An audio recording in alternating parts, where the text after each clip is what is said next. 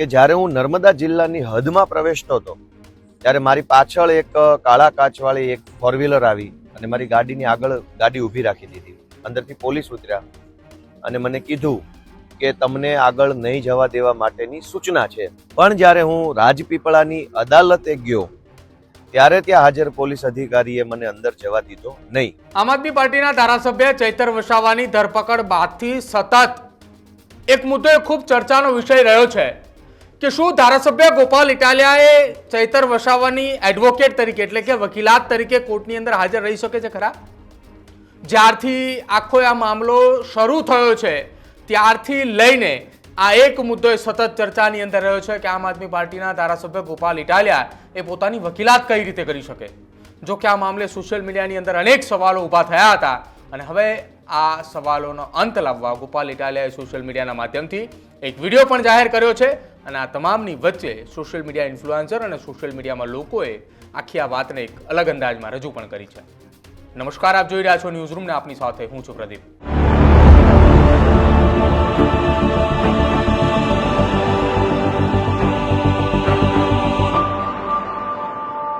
બે દિવસ પહેલા ડેડિયાપાડાની અંદર પંચની એક બેઠકની અંદર મામલો એટલો બિચકાયો હતો કે ધારાસભ્ય ચૈતર વસાવા ઉપર એવા આક્ષેપો લાગ્યા કે તેમણે ભારતીય જનતા પાર્ટીના નેતા સંજય વસાવા ઉપર કાચનો ગ્લાસનો છૂટો એક ઘા કર્યો હતો. જો કે આખી આ ઘટના બાદ ચૈતર વસાવાની ધરપકડ થઈ અને ધરપકડ બાદ મામલો એ હદ સુધી પહોંચ્યો કે ડેડિયાપાડાની અંદર 144ની કલમ પણ લાગુ કરવામાં આવી. જો કે આખી આ ઘટનાની અંદર બીજા દિવસે એટલે કે રવિવારના દિવસે ગોપાલ ઇટાલિયાએ રાજપીપળા પહોંચે છે. કોર્ટની અંદર હાજર થવા માટે એડવોકેટ તરીકે ગોપાલ ઇટાલિયા ત્યાં પહોંચે છે અને તેમને 2 વખત રસ્તામાં રોકવામાં પણ આવે છે. જો કે આખી આ ઘટના બની ત્યારથી અત્યાર સુધી સોશિયલ મીડિયામાં એક ચર્ચાનો વિષય જાગ્યો હતો કે ધારાસભ્ય ગોપાલ ઇટાલિયા એ પોતે હવે વકીલાત કરી શકે છે ખરા? જો કે આખી આ ઘટનાને લઈને ગોપાલ ઇટાલિયાએ સોશિયલ મીડિયામાં ગઈકાલે જ એક પોસ્ટ મૂકી હતી કે હું ધારાસભ્ય પદ ઉપર હોવા છતાં પણ વકીલાત કરી શકું છું. કાયદાની અંદર આ પ્રકારની જોગવાઈઓ છે. અને એ પોસ્ટની નીચે કમેન્ટ સેક્શનની અંદર કેટલાક લોકોએ કમેન્ટો પણ કરી હતી કે આપણા દેશના કેટલાક એવા રાજ્યસભા અને લોકસભાના સાંસદો છે, કોંગ્રેસ હોય, ભાજપ હોય કે અન્ય રાજકીય પાર્ટી સાથે જોડાયેલા નેતાઓ હોય, એ સાંસદ હોવા છતાં પણ એ પોતે સુપ્રીમ કોર્ટની અંદર જજ તરીકે એ કામ કરી શકે છે, પોતે વકીલાત પણ કરી શકે છે.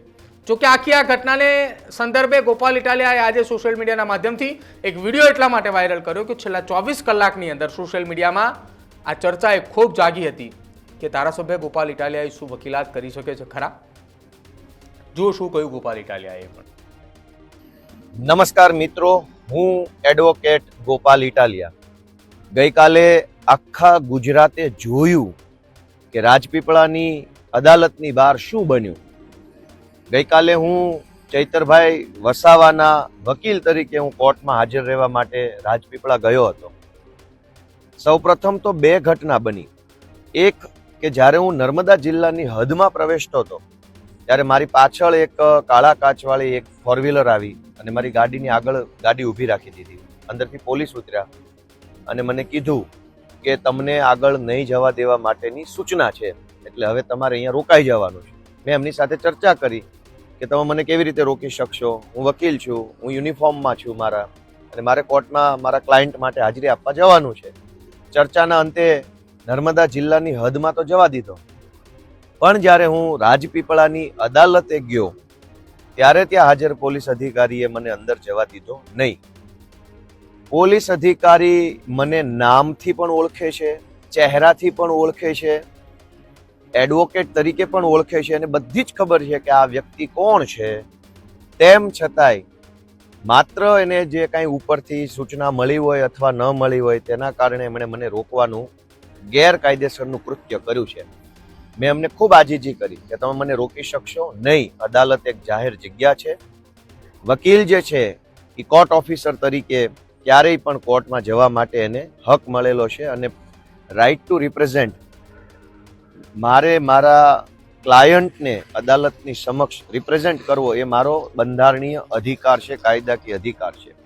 આ બધી જ વસ્તુ પોલીસને ખબર હોવા છતાંય પોલીસે કાલે મને રોક્યો, અને મને નહીં, આ સિવાય અન્ય બીજા વકીલને પણ પોલીસે રોકવાનું કામ કર્યું.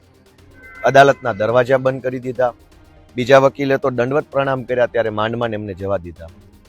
આ સમગ્ર ઘટનાની સૌથી પહેલા તો હું જે બાર એસોસિએશનનો સભ્ય છું, મેમ્બર છું, એવા ગુજરાત હાઈકોર્ટ એડવોકેટ્સ એસોસિએશન એટલે કે ટૂંકમાં ઘા એ ગુજરાત હાઈકોર્ટ બાર એસોસિએશનને મેં મારી લેખિત ફરિયાદ આપી દીધી છે. આ સિવાય ગુજરાત રાજ્યના પોલીસ વડા DGP એમને પણ મેં મારી લેખિત ફરિયાદ આપી દીધી છે. આ સિવાય બાર કાઉન્સિલ ઓફ ગુજરાત જ્યાં તમામ વકીલોની નોંધણી થયેલી છે અને વકીલોની સંસ્થા છે એને પણ હું મારી લેખિત ફરિયાદ સાંજ સુધીમાં આપી દેવાનો છું.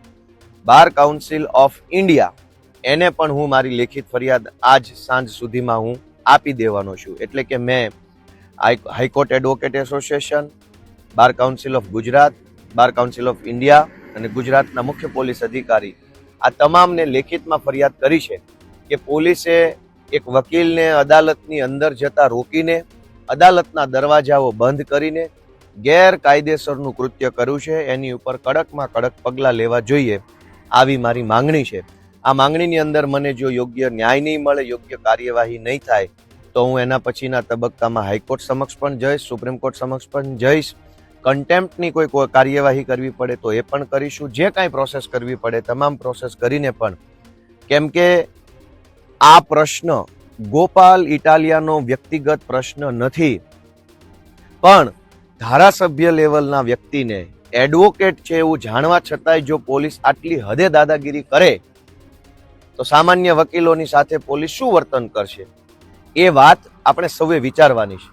હું ગુજરાતભરના તમામ તાલુકા બાર એસોસિએશન, જિલ્લા બાર એસોસિએશન સૌને હું બે હાથ જોડીને વિનંતી કરું છું કે જો શક્ય હોય તો, આઈ રિપીટ, કે જો શક્ય હોય તો આ પ્રશ્ન ગોપાલ ઇટાલિયાનો નથી, પણ જો ગોપાલ ઇટાલિયા ધારાસભ્ય હોવા છતાંય જો એની સાથે પોલીસ આવું વર્તન, વકીલ સાથે આવું કરે તો અન્ય વકીલો સાથે પોલીસ શું વર્તન કરશે એ વાતની ચિંતા વ્યક્ત કરવા માટે થઈ ગુજરાતના તમામ જિલ્લાના બાર અથવા તમામ તાલુકાના બાર જે બાર એસોસિએશન, કેમ કે બારની અંદર પણ એવું બની શકે કે ઘણી વખત અલગ અલગ રાજકીય વિચારધારા સાથે જોડાયેલા વ્યક્તિઓ બારનું સંચાલન કરતા હોય છે. એટલે મારી વિનંતી છે કે વકીલોના હિતમાં, વકીલોની સાથે પોલીસ દ્વારા અન્યાય અત્યાચાર ન થાય એ માટે બાર એસોસિએશન જે છે એ કોઈક નિર્ણય લે, કોઈ રિપ્રેઝન્ટેશન આપે બાર કાઉન્સિલ ઓફ ગુજરાતને. અને એક ધારાસભ્ય તરીકે હું એ વાતની પણ બાંહેધરી આપું છું કે આ ઘટનાને પણ હું વિધાનસભાની અંદર લઈ જઈશ. પોલીસે જે કાંઈ પણ ખોટું ગેરકાયદેસરનું કામ કર્યું છે અને વિધાનસભાના માધ્યમથી હું સરકાર સુધી પહોંચાડીશ. અને ભવિષ્યમાં ગુજરાતભરના વકીલોને જે સમસ્યાઓ છે, જે તકલીફો છે, વકીલોના પ્રશ્નો છે, વકીલોની પણ કોઈ રજૂઆત હશે તો વિવિધ જિલ્લા કે તાલુકા બાર એસોસિએશન સાથે સંકલન રાખી ગુજરાતના તમામ વકીલો વતી, વકીલો માટે, વકીલોના પ્રશ્નો વિધાનસભા સુધી પહોંચાડવાની પણ હું આ તબક્કે બાંહેધરી આપું છું. દોસ્તો, ગઈકાલે જે ઘટના બની છે એ સદંતર લોકશાહીનું હનન છે, સંવિધાનનું અપમાન છે. આટલી હદે અન્યાય, અત્યાચાર અને તાનાશાહી થતી હોય છતાંય જો આપણો આત્મા ન જાગે તો પછી હવે શું જોવાનું બાકી રહી ગયો? હજુ કયો અન્યાય, અત્યાચાર જોવાનો બાકી રહી ગયો છે? મારી ગુજરાતના સૌ લોકોને, મારા વકીલ વડીલોને બે હાથ જોડીને વિનંતી છે કે પોતાનો આત્મા જગાડો. તમારા આત્માને પૂછો કે શું આ યોગ્ય છે, શું આ વ્યાજબી છે. તમારો આત્મા જાગે તો આત્માનો અવાજ સાંભળી અને ક્રાંતિની દિશામાં આગળ વધો એવી વિનંતી સાથે જય જય ગરવી ગુજરાત. તો ચૈતર વસાવાની ધરપકડ બાદથી એ ચર્ચાઓ તેજ ચાલી હતી કે ચૈતર વસાવાનો કેસ હવે કોણ લડશે, ચૈતર વસાવાના વકીલ તરીકે કોણ એ કોર્ટની અંદર હાજર થશે. જો કે આ તમામ વાતનો અંતે ગોપાલ ઇટાલિયાએ ડેડિયાપાડા પહોંચ્યા ત્યારથી જ એ નક્કી થઈ ચૂક્યું હતું કે હવે ગોપાલ ઇટાલિયાએ ચૈતર વસાવાનો કેસ લડશે. ચૈતર વસાવાના કેસ લડવા માટે ગોપાલ ઇટાલિયાએ કોર્ટની અંદર જવાનું હતું. જો કે કોર્ટ બહાર તેમને પોલીસે રોકવામાં આવી હતી અને ત્યારબાદ ઘર્ષણ થયું અને થોડા ઘર્ષણ બાદ ગોપાલ ઇટાલિયાને કોર્ટની અંદર જવા દેવામાં આવ્યા. પરંતુ આખી આ ઘટનાની અંદર જે સોશિયલ મીડિયાની અંદર જે સવાલો ઉઠી રહ્યા હતા કે ધારાસભ્ય પદ ઉપર આવ્યા બાદ શું ગોપાલ ઇટાલિયા વકીલાત કરી શકે? જો કે એનો જવાબ એ હામાં છે.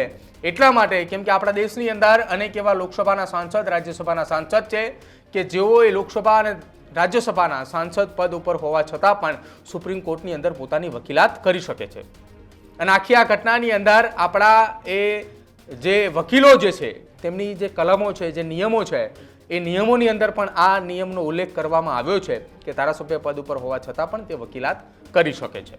અને એ જ મામલાને લઈને ગોપાલ ઇટાલિયાએ સોશિયલ મીડિયાના માધ્યમથી એક વિડીયો બનાવીને પણ પોસ્ટ કર્યો હતો. તમારું શું માનવું છે આખી આ ઘટના અને આ વાતને લઈને તે ખાસ અમારા કમેન્ટ સેક્શનમાં જરૂર જણાવજો. જોતા રહેજો ન્યૂઝરૂમ. નમસ્કાર.